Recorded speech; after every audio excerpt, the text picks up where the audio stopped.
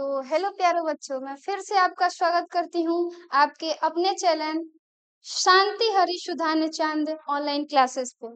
तो आप लोग कैसे होंगे? मस्त होंगे, स्वस्थ होंगे। तो जैसा कि हम हमेशा आपको क्लास 10th का बायोलॉजी पढ़ाती हूँ, तो हमारा 3 लेक्चर हो चुका है, जिसे आज हमारा चौथा लेक्चर है। कितना? हमारा आज का चौथा लेक्चर है। कल हम आपको मानव पाचन तंत्र यानी ह्यूमन डाइजेस्टिव सिस्टम के बारे में बता चुके थे। उसमें हम बहुत कुछ बता चुके थे। आज हमारा उससे आगे का टॉपिक है,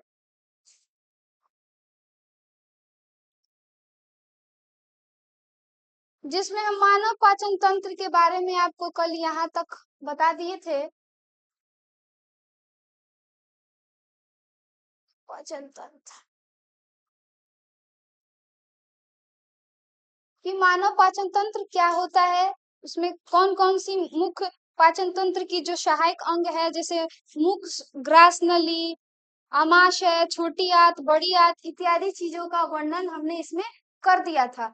अब सबसे पहले हमारा पाचन तंत्र का जो मुख्य क्रिया चालू होता है, वो हमारा मुख एवं मुख गुहा से चालू होता है। कहाँ से चालू होता है?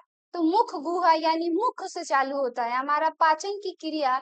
यानी हमारा जो पाचन की क्रिया है, सबसे पहले कहाँ से चालू होता है? तो मुख गुहा से चालू होता है। किससे चालू होता है? तो मुख गुहा से चालू होता है। तो हम सबसे पहले मुख गुहा के बारे में पढ़ेंगे। क्या पढ़ेंगे? तो मुख गुहा के बारे में पढ़ते हैं। तो पाचन मुख गुहा से प्रारंभ होता है। हमारा पाचन की जो क्रिया है वो कहाँ से प्रारंभ होता है? तो मुख गुहा से प्रारंभ होता है। कहाँ से प्रारंभ होता है? तो मुख गुहा से प्रारंभ होता है। उसमें सबसे पहले हमारा चीज आता है, क्या आता है? जीभ आता है। क्या आता है? हमारा जीभ आता है। क्या आता है? जीभ आता है। अब जीभ का काम क्या है पाचन की क्रिया में? तो यह भोजन को चबाने में सहायक होता है। जो हमारा जीभ है, क्या है? हमारा हमारा जो जीभ है वो भोजन को चबाने में, जिसमें चबाने में क्या होता है? सहायक होता है। क्या होता है? सहायक होता है। सबसे पहले ये समझेंगे कि हमारी जो मुख गुहा है यानी जो मुख है, उसमें कौन कौन सी अंग है जो भोजन के पाचन में सहायक होती है। क्या होती है? तो भोजन के पाचन में सहायक होती है। पहला हमारा आता है जीभ। पहला हमारे क्या आता है? हमारा आता है जीभ। दूसरा क्या आता है? दांत आता है। दूसरा क्या आता है? दांत आता है। तीसरा क्या आता है? लार ग्रंथिया। क्या आता है? हमारी लार ग्रंथिया। ये क्या है? मुख गुहा में पाए जाने वाले वो पाचन तंत्र जो पाचन की क्रिया में क्या होती हैं? सहायक होती हैं। क्या होती हैं? तो सहायक होती है। क्या होती हैं? तो सहायक होती हैं। तो इसमें सबसे पहले हम जीभ के बारे में देखेंगे। तो जीभ जो है, सबसे पहले जब हम भोजन को मुंह में लेते हैं तो हमारा जीभ का पहला काम क्या होता है? भोजन को चबाना, उलट पुलट करना। भोजन को उलट पुलट करके उसको तोड़ना। क्या काम होता है? तोड़ना। भोजन को चबाने में ये सहायक होती है।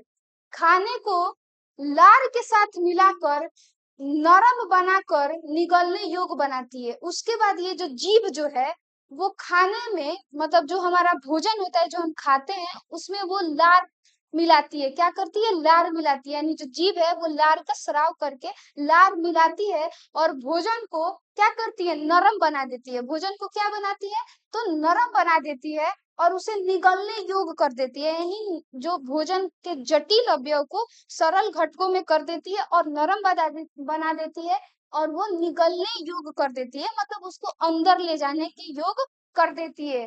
कौन करती है? तो हमारा जीभ। हमारा जीभ। जीभ का काम क्या है? जीभ का काम यह है कि भोजन को चबाने में, भोजन को चबाने में ये क्या होती है? सहायक होती है। और भोजन जब मुख में जब भोजन जाता है तो जीभ लार जो होता है, लार का स्राव करती है और लार को भोजन में मिला देती है और भोजन को नरम बना देती है। क्या बना देती है?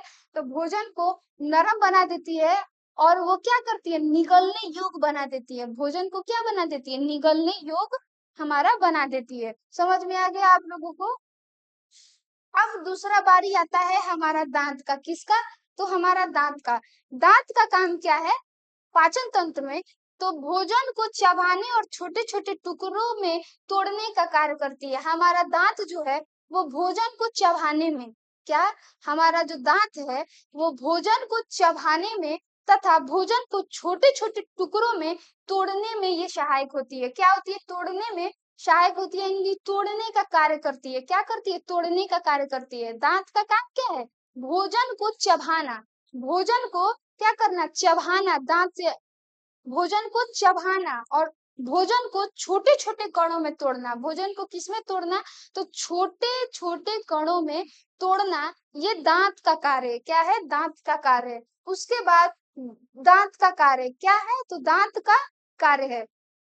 अब तीसरा बात इसमें आता है, दांत हमारा दो प्रकार का होता है। एक होता है दूध दांत, एक होता है अस्थाई दांत। जो दूध दांत होता है वो छोटे बच्चों में होता है, जो एक उम्र के बाद झड़ जाता है यानी टूट जाता है। लेकिन अस्थाई दांत जो होते हैं, जो अस्थाई दांत होते हैं, वो क्या होते हैं?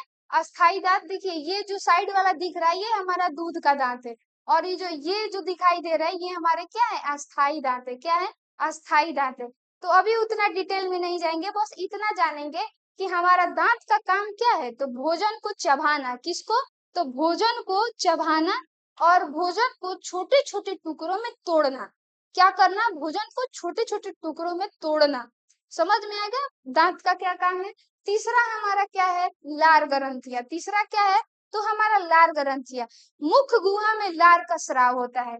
हमारे मुख गुहा यानी मुंह में किसका स्राव होता है? तो लार का स्राव होता है। क्या होता है? लार का स्राव होता है, और यही लार जो है भोजन को नरम बना देती है और निगलने योग्य बना देती है, निगलने योग्य बना देती है। अब जो हमारा जो है हमारा तीन प्रकार का होता है। एक होता है पैरोडिट ग्रंथि, एक होता है सबमेंडिबुलर ग्रंथि, तीसरा होता है सबलिंगुअल ग्रंथि। क्या होता है? तीन होता है, तीन होता है। क्या होता है? तीन होता है। लार में पेटाइलिन नामक एंजाइम होते हैं। लार में कैसे एंजाइम होते हैं? तो पेंटाइल नामक क्या होते हैं? एंजाइम होते हैं, जो स्टार्च को शर्करा में बदलने में प्रारंभ करती है, बदलना प्रारंभ करती है। लार भोजन को मुलायम बनाकर निगलने में सहायक होती है। ये वही बात कहा गया है कि लार जो है भोजन को मुलायम बना देती है। क्या करती है? भोजन को मुलायम बना देती है। यानी लार का मुख्य काम यही है कि भोजन के जटिल अणुओं को, जो भोजन के जटिल अणु होते हैं उनको सरल घटकों में तोड़ना लार का काम है, और उसको तोड़ के भोजन को मुलायम बनाना और उसके निगलने योग्य उसको बनाना। किसके योग बनाना? तो निगलने के योग उसको बनाना। ये हमारा लार का काम होता है। क्या होता है? लार का काम होता है। तो समझ में आ गया। लार का प्रमुख कार्य क्या है? तो भोजन को नम और मुलायम बनाना।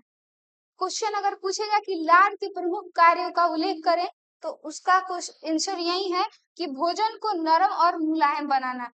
वो लार का काम क्या है? भोजन को नरम एवं मुलायम बनाना और निगलने योग्य बनाना।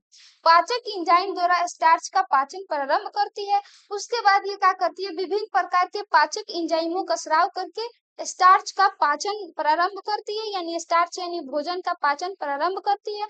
और मुख गुहा को साफ और नर्म रखती है, और मुख गुहा को यानी मुंह को साफ और नर्म रखती है। क्या रखती है? साफ और नर्म रखती है। क्या करती है? साफ और नर्म रखती है। क्या? तो हमारा लार। क्या? तो हमारा लार। और निगलने में सहायता करती है। क्या करती है? यानी भोजन को जब वो नरम बना देती है और तो वो निगलने योग्य हो जाता है, यानी निगलने में सहायता होता है।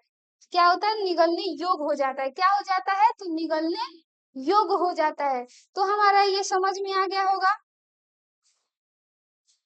इस प्रकार भोजन का पाचन मुख गुहा से प्रारंभ होती है, जहां दांत, जीभ एवं लार ग्रंथियां मिलकर पाचन की क्रिया को प्रारंभ करते हैं। और इस प्रकार से जो हमारा पाचन तंत्र है वो मुख गुहा से क्या होती है? प्रारंभ होती है। क्या होती है? तो प्रारंभ यानी शुरू होती है। और जीभ, दांत और लार मिलकर भोजन के पाचन को क्या करते हैं? पूर्ण करते हैं। भोजन के पाचन की प्रक्रिया को आरंभ करते हैं। क्या करते हैं? आरंभ यानी शुरू करते हैं। क्या करते हैं? तो शुरू करते हैं। क्या करते हैं? तो शुरू करते हैं। तो समझ में आ गया होगा तीनों चीजें। समझ में आ गया मुख गुहा के बारे में। तो आगे बढ़े। समझ में आ गया होगा तो आगे बढ़ते हैं।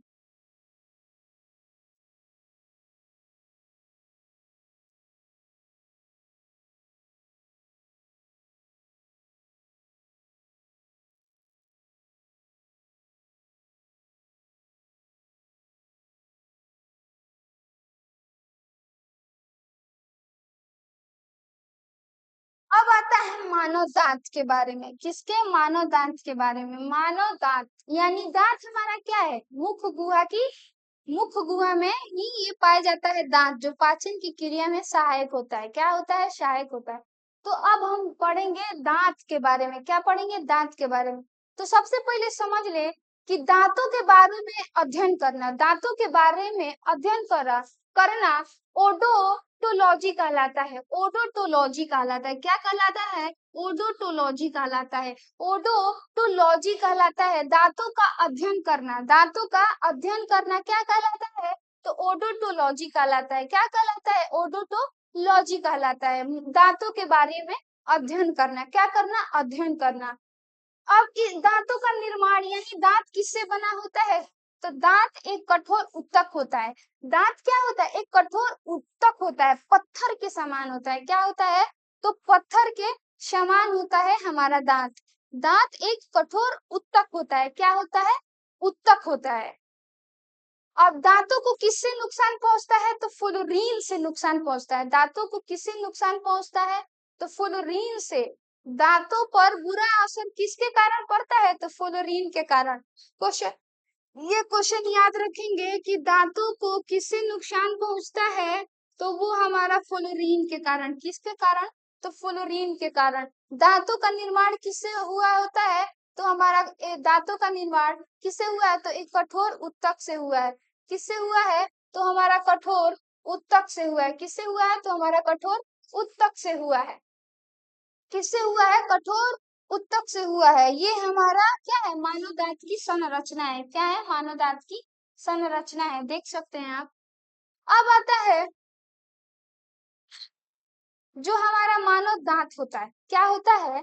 हमारा मानव दांत होता है, उसके प्रकार एवं कार्यों के बारे में। क्या? प्रकार एवं कार्यों के बारे में। अभी बस हम इतना जाने हैं कि मानव दांतों के अध्ययन को ओडोंटोलॉजी कहते हैं।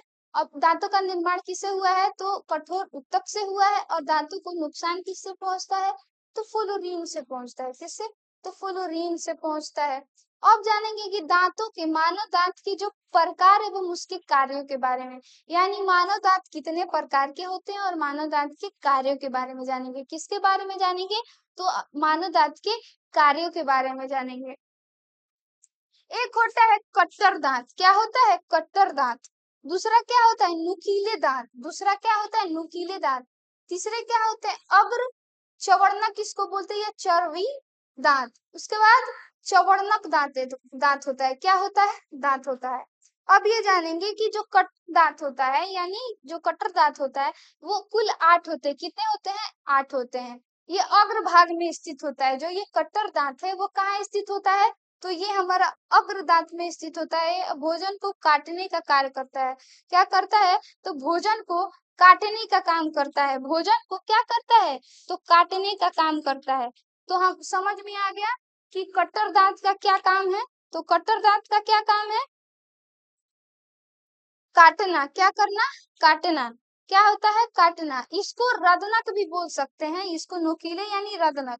इसका काम, इसकी संख्या कितनी होती है? 4 होती है। यहाँ पे हम ध्यान देंगे कि इसकी संख्या कितनी होती है? तो 4 होती है। कितनी होती है? तो 4 होती है। कितनी होती है? तो 4। नुकीले दांत की संख्या 4 होती है और कट्टर दांत का संख्या कितनी होती है? तो 8 होती है। कितनी होती है? तो 8 होती है। ये आगे वाले भाग में स्थित होता है। यानी ये आगे वाला भाग में क्या होता है? स्थित होता है। क्या होता है? स्थित होता है। अब नुकीले जो दांत होते हैं वो कुल 4 होते हैं और ये कट्टर दांतों के पास स्थित होते हैं। ये कट्टर दांतों के पास, इसी के पास स्थित होते हैं और भोजन को फाड़ने का कार्य करते हैं। ये वाला दांत होता है, ये जो नखीले वाले दांत होते हैं, इधर से दो इधर से निकला, दो उधर से निकला हो, ये भोजन को यानी भोजन को फाड़ने, ये मांस मछलियों को फाड़ने चिरने के लिए इसको ये होते हैं। क्या होते हैं? होते हैं। अब आता है अग्र चवर्णक। क्या? इसकी संख्या 8 होती है। नुकीले दांतों के पीछे रहते हैं। ये नुकीले दांतों के पीछे रहते हैं, साइड में रहते हैं। क्या? साइड में रहते हैं। ये भोजन को चबाने एवं पीसने का कार्य करते हैं। भोजन को चबाने एवं पीसने का कार्य कौन करता है? अग्र चवर्णक। क्या? अग्र चवर्णक। दूसरा क्या है? चवर्णक। यानी दूसरा क्या है? चवर्णक। इसको क्या है? कि इसकी संख्या कितनी होती है, 12 होती है, इसकी संख्या कितनी होती है, 12 होती है, और ये सबसे पीछे होता है, यानी सबसे पीछे स्थित होता है, सबसे पीछे स्थित होता है, और सबसे पीछे स्थित होता है, और भोजन को पीसने एवं चबाने में मुख्य कार्य करता है, और ये भोजन को पीसने और चबाने में इसका ये मुख्य काम इसका यही है, क्या है, मुख्य काम इसका यही है। और यहाँ पे समझाया गया है कि कट्टर दांत कौन होते हैं, यही है हमारा कट्टर दांत, यहाँ ये जो है हमारा ये कट्टर दांत है, क्या है, कट्टर दांत है।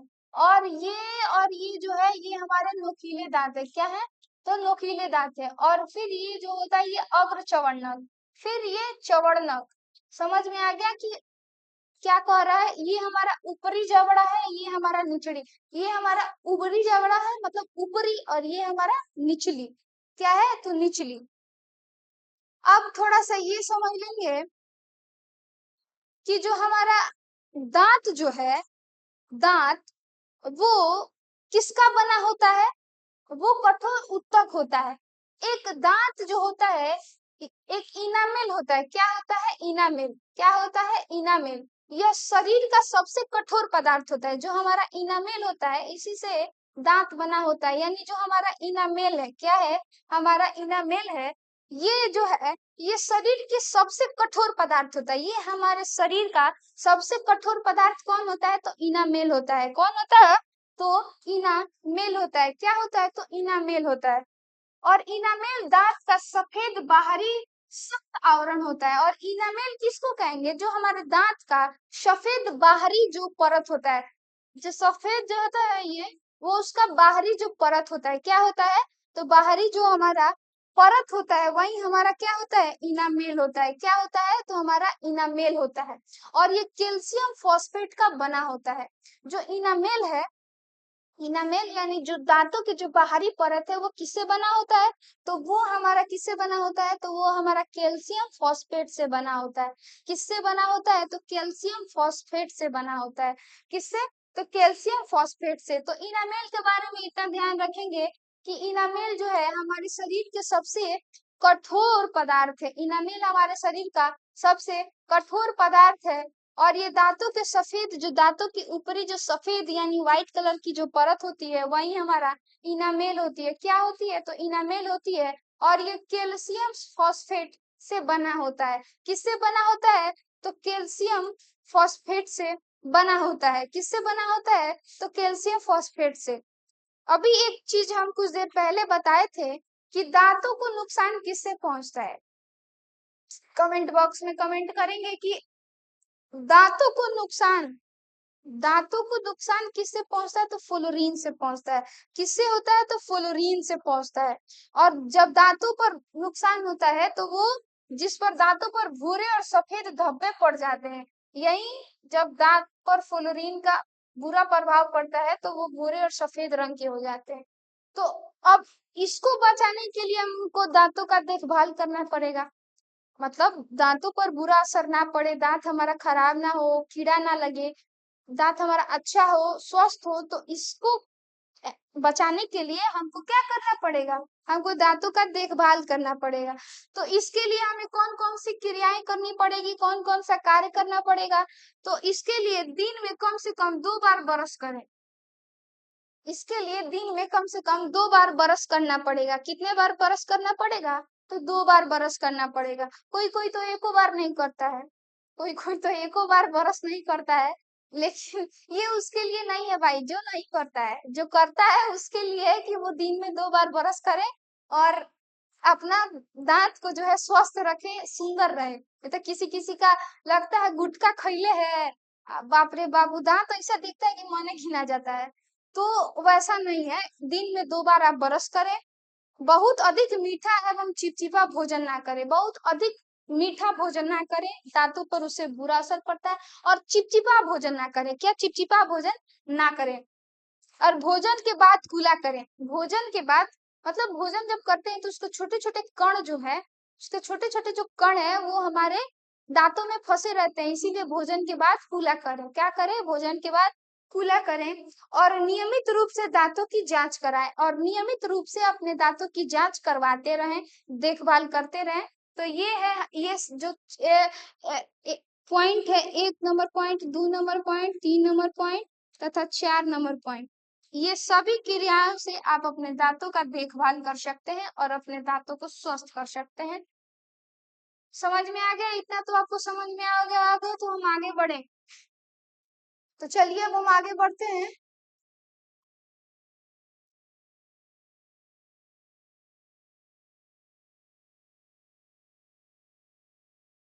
देखिए यहाँ पे बहुत अच्छा से बताया गया है कि जो है दांत का जो प्रकार है, अभी यहाँ ये सबसे अच्छा बताया गया जहाँ आपको समझ में आएगा। हम आपको पहले से ही बोल रहे थे कि हमारा जो मुख गुहा में 4 प्रकार के दांत पाए जाते हैं। कितने प्रकार के दांत पाए जाते हैं?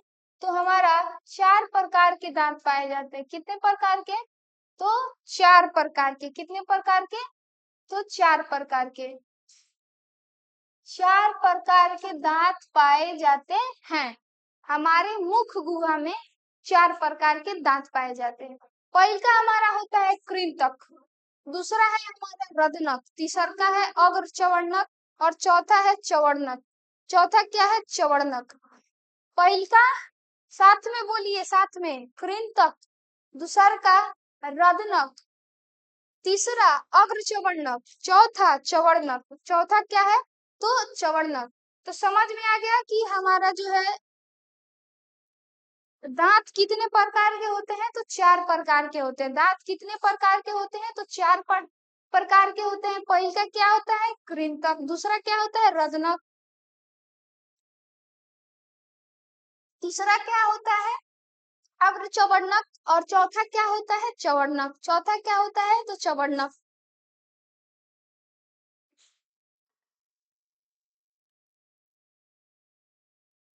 सबसे पहले है कृंतक। की से कृंतक और क से काटना। की से कृंतक और क से काटना, यानी कृंतक का कार्य क्या है? तो पहला हमारा दांत का जो प्रकार है वो 4 प्रकार का होता है, पहले ही बता दिए। पहला होता है हमारा कृंतक।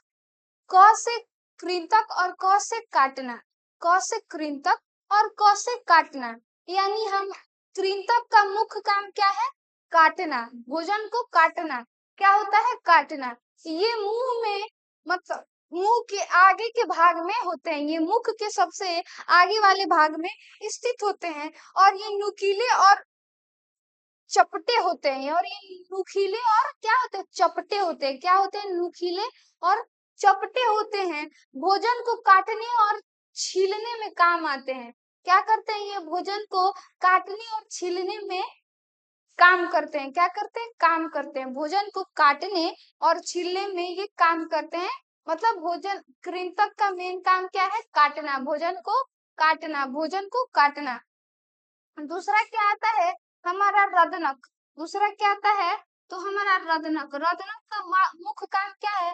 तो रदनक का मुख्य काम क्या है? तो चीड़ फाड़ करना, भोजन का चीर फाड़ करना। किसी इंसान का चीर फाड़ नहीं करना, भोजन को करना। ध्यान दे, ध्यान। ठीक है, रदनक का काम क्या है? तो चीड़ फाड़ करना। क्या करना? तो चीड़ फाड़ करना। भोजन को चीड़ फाड़ करने का कार्य कौन दांत करता है? तो हमारा रदनक करता है। कौन काम करता है? तो हमारा रदनक करता है।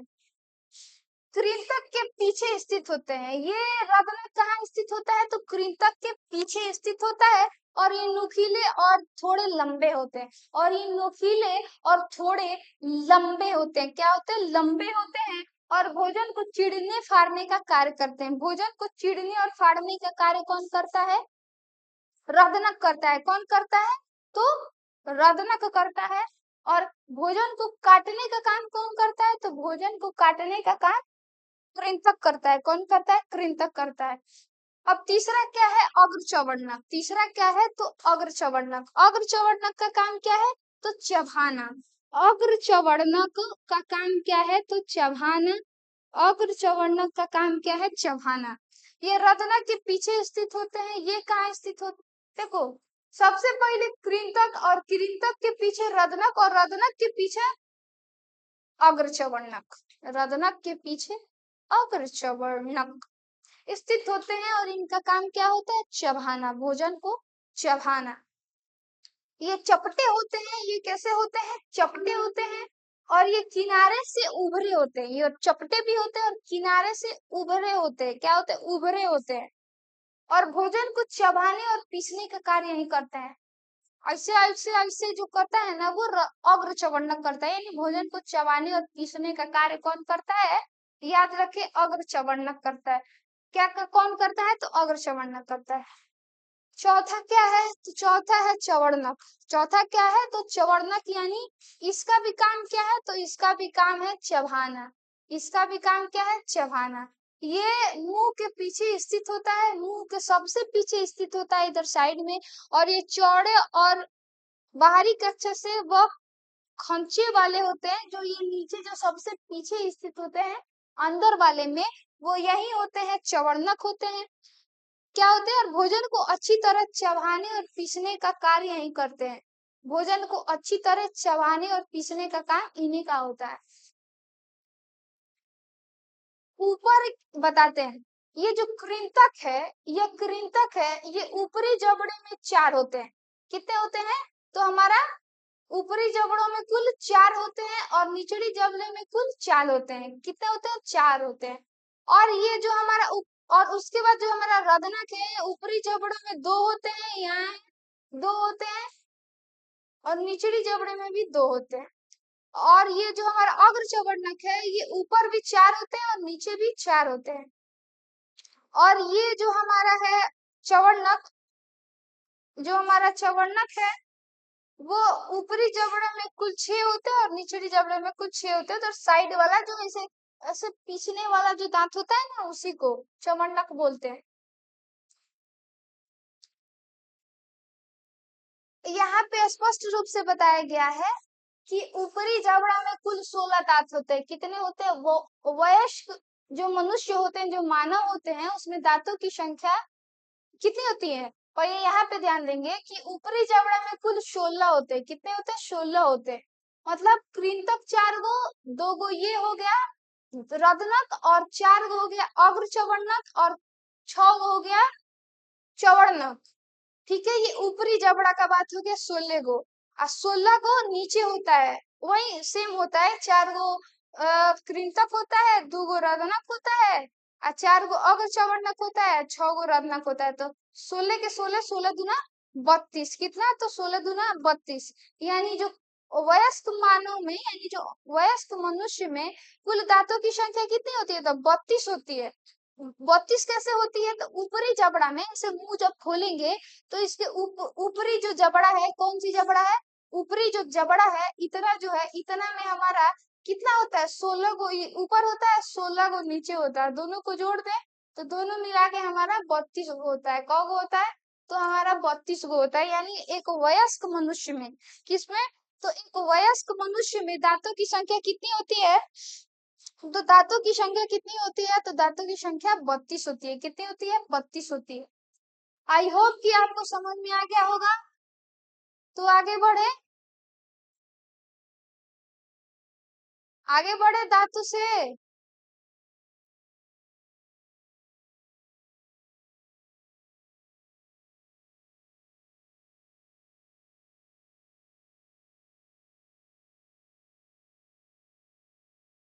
ये भी उसमें वही बातें कही गई है कि जो मनुष्य की दांत है वो दो अवस्थाएं में पाई जाती है। मनुष्य की जो दांत है वो कितनी अवस्थाएं में पाई जाती है? तो दो अवस्थाएं में पाई जाती है। कितनी अवस्थाएं में? तो दो अवस्थाएं में पाई जाती है। पहली की जो अवस्थाएं होती है 14 से 15 वर्ष की जो है। अब देखो, जो दांतों का प्रकार होता है वो हम तो पहले ही बता दिए थे, कृंतक, रदनक, ये हमारा होता है। सबसे पहले देखेंगे कि जो 14 से 15 वर्ष की जो उम्र तक के जो बच्चे होते हैं, उसमें होता है क्या? कृंतक पाया जाता है और रदनक पाया जाता है। लेकिन उन जो 14 से 15 वर्ष के जो बच्चे होते हैं, उन बच्चों में अग्र चवर्णक तथा चवर्णक नहीं पाए जाते, यानी नहीं होते हैं। क्या होते हैं? नहीं होते हैं। उनमें सिर्फ क्या होती है? तो उनमें सिर्फ कृंतक होता है और रदनक होता है। क्या होता है? तो कृंतक होता है और रदनक होता है। क्या होता है? कृंतक और रदनक। यानी ऊपर चार होते हैं, छोटे बच्चों में कृंतकों की संख्या कितनी होती है? तो 8 होती है। इतना चीज पहले याद रखेंगे कि जो 14 से 15 वर्ष के जो बच्चे होते हैं उनमें कृंतक और रदनक पाया जाता है। क्या क्या पाया जाता है? तो कृंतक और रदनक पाया जाता है, लेकिन अग्र चवर्णक और चवर्णक नहीं पाया जाता है। अग्र चवर्णक और चवर्णक नहीं पाया जाता है। अब ध्यान देंगे कि जो कृंतक पहले काय को पाया जाता है 14 से 15 वर्ष के बच्चों में, तो 8 को पाया जाता है। कौ गो? तो 4 गो ऊपर और 4 गो नीचे। और रदनक भी 4 गो, रदनक 4 गो पाया जाता है, 2 गो ऊपर और 2 गो नीचे। क्या होता है? 2 गो ऊपर और 2 गो नीचे, 2 गो ऊपर और 2 गो नीचे। याद रखेंगे कि छोटे बच्चों में अगर चवर्णक और चवर्णक नहीं पाया जाता है। अब यहाँ आता है दूध के दांत। दूध के दांत को अस्थाई दांत भी कहते हैं, जो कुछ समय के बाद टूट जाते हैं। क्या होते हैं? कुछ समय के बाद टूट जाते हैं। अब आता है अस्थाई दांत। अस्थाई दांत यानी जिसको वयस्क दांत भी कहते हैं। क्या कहते हैं? तो वयस्क दांत भी कहते हैं। वयस्क मनुष्य में दांतों की संख्या 32 होती है। जो जीवन पर्यंत जो ये 32 दांत होती है वो हमेशा जीवन के लिए होती है। उसके बाद टूटेगा फटेगा, फिर जमेगा नहीं, जमेगा नहीं। अब देखिए इसमें चारों प्रकार के दांत पाए जाते हैं। इसमें कृंतक भी पाए जाते हैं, रदनक भी होते हैं, अग्र चवर्णक भी होते हैं और चवर्णक भी होते हैं। सर शर्त जो है सिर्फ इतना है कि इसमें 8 संख्या होती है कृंतक की, 4 ऊपर 4 नीचे। रदनक की संख्या 4 होती है, 2 ऊपर 2 नीचे। अग्र चवर्णक की संख्या 8 होती है, 4 ऊपर और 4 नीचे। चवर्णक संख्या 12 हो गई, मिला के 6 ऊपर 6 नीचे। तो ये हमारा अस्थाई दांत होता है। क्या होता है? हमारा अस्थाई दांत होता है। दोनों जबड़े को मिला के, ऊपर वाला जबड़ा को मिला के और नीचे वाला जबड़ा को मिला के हमारा वयस्क मनुष्य में दांतों की संख्या कितनी होती है? तो 32 होती है। कितनी होती है? तो 32 होती है। कुल संख्या कितनी होती है? तो 32 होती है। कितनी होती है? तो 32 होती है। अब आते हैं मनुष्य के जीवन काल में 52 दांत निकलते हैं। मनुष्य के पूरे जीवन काल में, मनुष्य के पूरे जीवन काल में 52 गो दांत निकलता है। कितना दांत निकलता है? तो 52 गो दांत निकलता है, जिसमें दूध का दांत 20 गो होता है, अस्थाई दांत 32 गो होता है, और दोनों बार बदलने के दौरान 12 गो होता है। यानी कुल मिलाकर 20 20 और प्लस 12 52 गो दांत हो गया। ठीक है, समझ में आ गया? अब टूट जाता है, वैसे में तो वयस्क मनुष्य में 32 गो दांत पाया जाता है, समझ में आ ही गया होगा। कुछ महत्वपूर्ण जानकारी है कि दूध के दांत 14 से 15 वर्ष की उम्र तक गिर जाते हैं। जो दूध के दांत होते हैं, जो अस्थाई दांत होते हैं, जिनमें अग्र चवर्णक और चवर्णक नहीं पाया जाता है, वो 14 से 15 वर्ष तक गिर जाते हैं, यानी टूट जाते हैं। क्या हो जाते हैं? टूट जाते हैं। और इनकी जगह अस्थाई दांत निकलने लगते हैं, और ये दूध के दांत टूट जाते हैं और उनके जगह पर अस्थाई दांत निकल जाते हैं। अस्थाई दांत जीवन पर्यंत रहते हैं, यानी जीवन भर के लिए रहते हैं, और इसका सही देखभाल करना आवश्यक है। जैसे ही थम्स अप कर रहा है वैसे ही आप भी थम्स अप कर दीजिए। इसका देखभाल करना आवश्यक है। तो समझ में आ गया कि हमारा दांत जो है वो 2 बार निकलते हैं। एक दूध का दांत निकलता है और एक अस्थाई दांत यानी वयस्क दांत निकलता है। दूध के दांत को अस्थाई दांत कहते हैं, जो 14 से 15 वर्ष की उम्र में गिर जाता है। और जो दूध का दांत होता है उसमें कृंतक और रदनक पाए जाते हैं, लेकिन अग्र चवर्णक और चवर्णक नहीं पाए जाते हैं। क्या नहीं पाए जाते? अग्र चवर्णक और चवर्णक नहीं पाए जाते हैं। क्या होते हैं? नहीं पाए जाते हैं। क्या? तो नहीं पाए जाते हैं।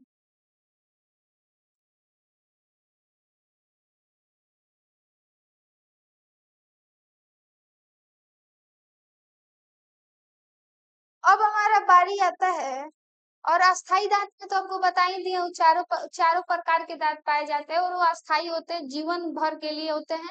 वो टूटने के बाद वो फिर से जमते नहीं है, एक बार गई तो गई, खत्म। अब आता है थोड़ा सा कुछ दांतों के बारे में कुछ महत्वपूर्ण जानकारियां भी समझ लें एग्जाम के पैटर्न पे। सबसे पहले है कि दांत वह भाग है जो मसूड़े में धंसा होता है, धसा होता है और जड़ कहलाता है। दांत किसमें धसा होता है? तो मसूड़े में धसा होता है। किसमें धसा होता है? तो मसूड़े में धसा होता है।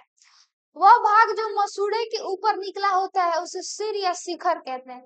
जो मसूड़े के ऊपर थोड़ा सा भाग निकला होता है उसे सिर या शिखर कहते हैं।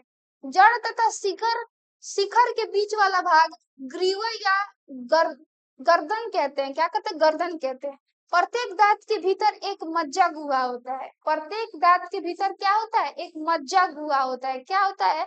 तो हमारा मज्जा गुहा होता है। क्या होता है? तो हमारा मज्जा गुहा होता है। क्या होता है? तो हमारा मज्जा गुहा होता है। कहाँ होता है? तो दांत के अंदर, दांत के अंदर होता है। क्या होता है? तो दांत के अंदर होता है। और जिसके ऊपर दंत अस्थि या डेंटाइन होता है। क्या होता है? डेंटाइन होता है, जो दांत का अधिकांश भाग तैयार करता है। यानी दांतों का निर्माण किससे होता है? डेंटाइन से होता है। किससे होता है? तो डेंटाइन से होता है। किससे होता है? तो डेंटाइन से होता है। यही हड्डी से अधिक मजबूत तथा पीले रंग का होता है। ये हड्डी से भी मजबूत होता है डेंटाइन, और थोड़ा पीले रंग का होता है। क्या होता है? पीले रंग का होता है। डेंटाइन के ऊपर इनामेल की एक कड़ी परत होती है जो दांतों को सुरक्षा देती है। यानी डेंटाइन के ऊपर ही हमारा क्या पाया जाता है? इनामेल पाया जाता है। इनामेल के बारे में बताए ही थे, सबसे कठोर होता है हमारे शरीर का सबसे कठोर पदार्थ। और ये किसके ऊपर होता है? तो डेंटाइन के ऊपर होता है। किसके ऊपर होता है? तो हमारा डेंटाइन के ऊपर होता है, जो दांतों को सुरक्षा पहुंचाता है। मनुष्य शरीर का सबसे कठोर भाग दांतों का इनामेल है। बोले ही थे कि हमारे शरीर में सबसे कठोर भाग क्या है? तो हमारा इनामेल है, जो दांत में होता है। दांत भोजन को काटने तथा चबाने में कार्य करता है। दांत भोजन को काटने, चबाने और भोजन के जटिल अवयव को सरल घटकों में तोड़ने का कार्य करता है। क्या करता है? तो तोड़ने का कार्य करता है। एक वयस्क व्यक्ति में के मुंह में 32 दांत होते हैं। कितने दांत होते हैं? तो 32 दांत होते हैं। कितने दांत होते हैं? तो 32 दांत होते हैं। क्या होते हैं? तो 32 दांत होते हैं। क्या होते हैं? तो हमारा 32 दांत होते हैं। और थोड़ा दांतों की संरचना के मुख्य भागों को समझ ले। दांतों की संरचना के मुख्य जो भाग हैं उनको समझ ले। तो सबसे पहले हमारा इनामेल आता है, जो दांतों की सबसे बाहरी कठोर परत होती है। इनामेल हमारे दांतों की सबसे बाहरी और कठोर परत होती है। इनामेल कौन होती है? तो इनामेल। डेंटाइन, डेंटाइन क्या होता है? तो दांत की मुख्य संरचना बनाने वाला भाग होता है। ये दांतों की मुख्य संरचना यानी दांत के निर्माण में ये मुख्य होता है। क्या होता है? मुख्य होता है डेंटाइन। मज्जा गुहा, इसमें रक्त वाहिकाएं और तंत्रिकाएं होती है। हमारा जो दांतों के अंदर जो नस होते हैं, क्या होते हैं? नस होते हैं। रक्त वाहिकाएं जो होती हैं, छोटे छोटे जो नस पाए जाते हैं, और उसी में तंत्रिकाएं होती हैं। वो कहाँ, वो किसमें होती है? तो मस्ता मज्जा गुहा में होती है। किसमें होती है? तो मज्जा गुहा में होती है। सीमेंटम क्या होता है? सीमेंटम जड़ को ढकने वाली परत होती है। जड़ के ऊपर जो परत होती है जो जड़ को ढक लेती है, वो हमारा सीमेंटम होती है। और हड्डी, दांत को मजबूत और सहारा देने वाली हड्डी, मतलब दांत को मजबूत और सहारा देने वाली क्या होती है? हड्डी होती है। क्या होती है? तो हमारा हड्डी होती है। क्या होती है? तो हमारा हड्डी होती है। तो समझ में आ गया होगा इतना? समझ में आ गया? यहाँ भी वही कहा गया है कि मनुष्य में 32, एक वयस्क मनुष्य में 32 दांत पाए जाते हैं, जिसमें ऊपरी भाग में 8 गो कृंतक, 4 गो रदनक, 8 गो अगर चवर्णक, दोनों ओर से मिला दिया जाए तो ये 12-12 गो हो जाएगा। मतलब 6 गो ई हो जाएगा चवर्णक, और निचला में 8 गो ई, 4 गो ई, 8 गो ई, 12 गो, 32 गो। 8 का 16 ई हो जाएगा। 16 आई 4 और 12 ई हो गया। तो समझ में आ गया होगा? देखो, सबसे पहले ये भी समझ लेंगे कि दांत हमारे पाचन तंत्र का एक महत्वपूर्ण महत्वपूर्ण भाग है, जो भोजन को छोटे छोटे टुकड़ों में तोड़ने की पाचन की प्रक्रिया को आसान करता है। छोटे छोटे टुकड़ों में भोजन को तोड़ देता है और पाचन की क्रिया को क्या करता है? आसान कर देता है। क्या कर देता है? तो आसान कर देता है। क्या करता है? तो आसान कर देता है। तो दांत के बारे में आई होप आपको बहुत कुछ समझ में आ गया होगा।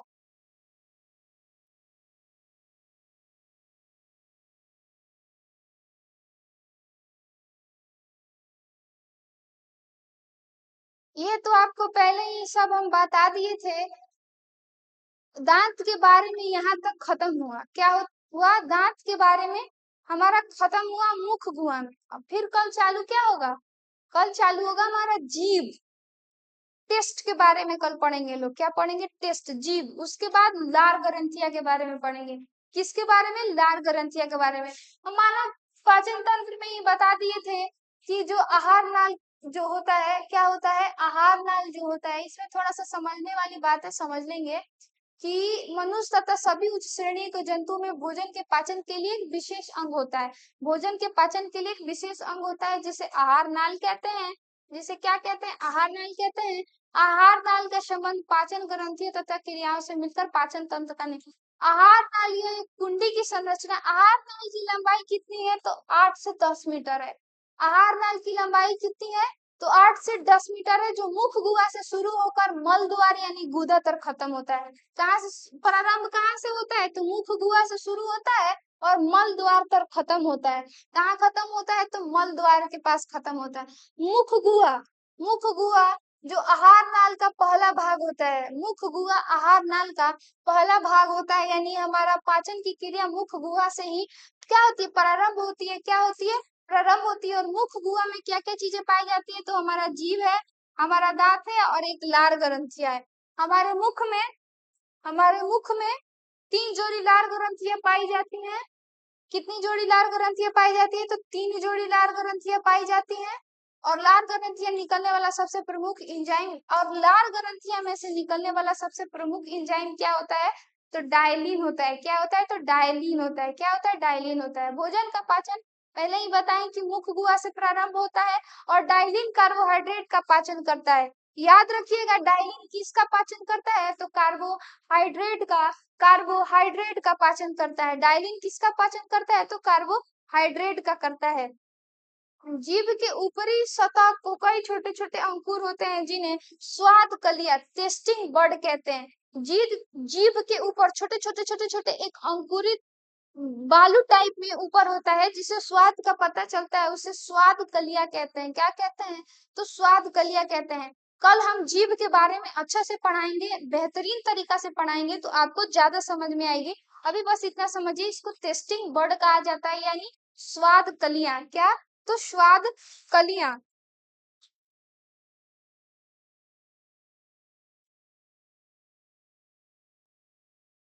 इन्हीं स्वाद कलियों द्वारा भोजन का मीठा, खड़ा और कड़वा इत्यादि का ज्ञान होता है। और यही स्वाद कलियां और यही टेस्टिंग बर्ड के कारण हमें भोजन में से खट्टा, तीखा, चटकारा, कड़वा का ज्ञान होता है, यानी का समझ में आता है कि कौन भोजन खट्टा है, कौन क्या है, कैसे, किसके कारण समझ में आता है? तो स्वाद कलिया के कारण होता है।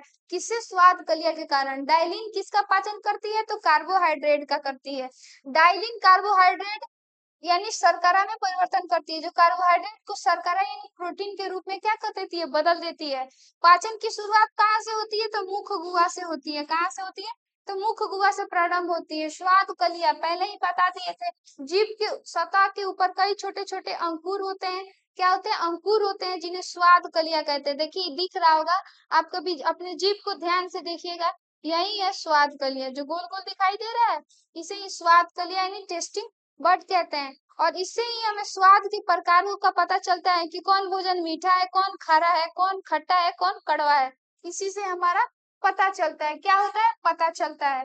तो आई होप कि आपको समझ में आ गया होगा कि मुख गुहा के बारे में मैंने पूरा चीज बता दिया कि ये कहाँ से प्रारंभ होती है, कहाँ से निकलती है, ये सारी चीजें आपको बता दिया। और उसमें एक और टॉपिक था, मुख गुहा में दांत। क्या था? दांत। जो दांतों के बारे में भी हमने बता दिया कि वो कितने प्रकार के होते हैं, किनसे बनते हैं, उनके बारे में पढ़ना क्या कहलाता है, वो उससे नुकसान, दांतों को नुकसान किससे पहुंचता है, दांतों के जो प्रकार होते हैं उनका क्या क्या कार्य है, कौन काटता है, कौन चबाता है, कौन पीसता है, सारी चीजें मैंने आपको इस क्लास में बता दी है। क्या की है? तो बता दी है। क्या की है? तो बता दी है। आपको सब कुछ समझ में आ गया होगा। तो आज का क्लास यहीं तक अब हम खत्म करते हैं, क्योंकि हमारा आज का क्लास अब यहीं तक खत्म होता है।